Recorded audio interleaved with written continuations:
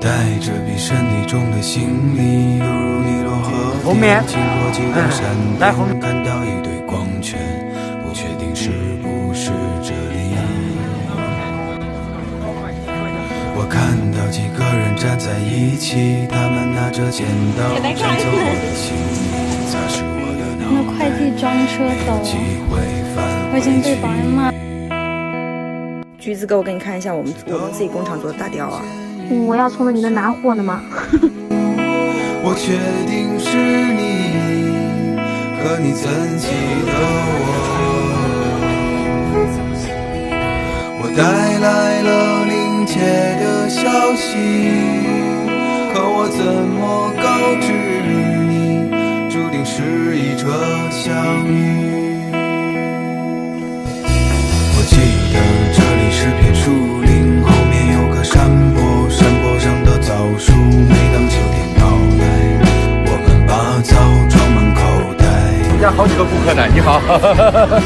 我记得除了朋友，我还做过你的束缚，你总喜欢跟在我的屁股后面，只是为了那几个铜钱。我记得我们曾是恋人，后来战争爆发。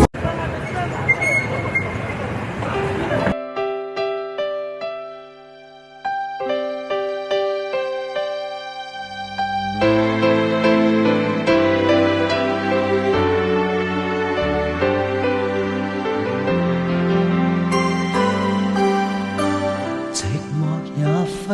發着餘香，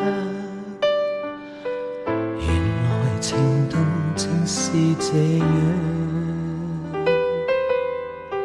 曾忘掉這種遐想，這麼超乎我想像，但願我可以沒成長，